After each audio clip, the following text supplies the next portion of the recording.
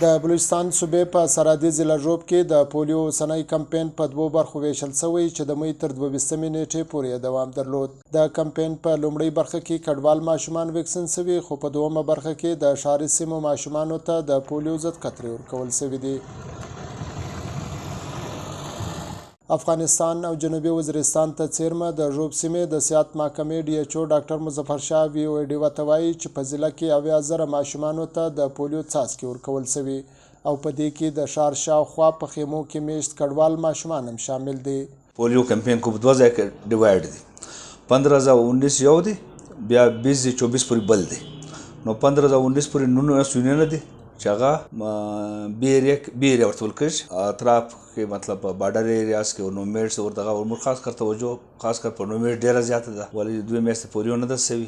ډاکټر مظفر شاه زیاتوي چې په پولیو کمپاین کې د دیني عالمانو او قبایلي مشرانو مهم رول ته په پام سره تر کمپاین وړاندې په جماعتونو کې او د جمعې په خطبو کې اعلانونه کیږي چې ټول خلک خپل ماشومان په کمپاین کې ویکسین کړي. موږ د پولیو هر پولیو مخکې موږ له علماء کرام، معتبرین، علاقې مسران، صحافیان او سوشل میډیا سره دوی زموږ ډېر هیلپ کوي، دغه کوي، د دوی په مرسته دوی موږ سره پوره هیلپ کوي په د پولیو په مت کې په اویرنس کې پوره مرسته موږ سره کوي.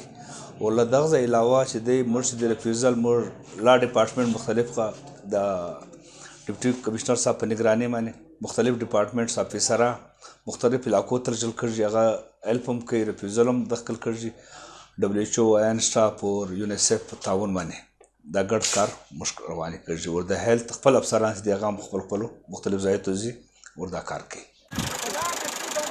محمد صدیق د ژوب او کټې ترمنځ پر لویه لاره ماشومانو ته د پولیو قطرې ورکوي. وایي چې د پولیس په مرسته پر دې ټرانزیټ مرکز د راتلونکي ټولو ماشومانو ګوتې یا فنګر مارکینګ کتل کیږي او له څاڅکي پاتې ماشومانو ته قطرې ورکول کیږي.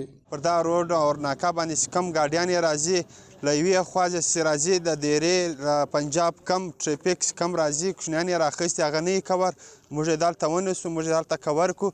له بلې خوا چې موږ کوټه، کراچۍ، مسلم باغ، کوچلاغ له دا ځای چې کم کسان نه یې کور هغه راسي موږ یې کور کړو. موږ سره پولیس تعاون کوي. د نور بلوچستان کې نس موږ په دغه کې 9 ورځې ده، له دغه وجې څخه موږ ته نور خلک مثلا کډوال راځي موسمیات له وجې څخه. د پولیو نیشنل سټاف افسر ډاکټر امین چې د ګرځند د پولیو ټیمونو څارنه کوي وایي چې پر ټرانزیټ مرکز په تیریدونکو بسونو کې ماشومانو ته قطرې ورکول کیږي. د بلوچستان او پښتونخوا ترمنځ پر غځېدلې لویه لاره هره ورځ زرګونه خلک سفر کوي. دا روډ د اسلام آباد ته ځي، فیملیان هم راځي او دا کډوال هم ګاډیان دي هغه هم راځي، بسونه هم ډېر ټریفیک دی. موږ بس کې هم دا دی زموږ سره سیکورټي اداره دی هغه کومک کوي. بسو کې موږ د کوچنیان ته ویګن کې ویکسینیټ کوو. د بلوچستان په 18 ضلعو کې د پولیو ضد کمپاین پر 15 نیټه پیل شوی و، خو ژوب چې له وزیرستان او افغانستان سره نږدې پرته سیمه ده پکې حکومتي چارواکو د 9 ورځو کمپاین ترسره کولو پرېکړه کړې وه. رفیع الله مندوخیل، وایس اف امریکا، ډیوا، ژوب.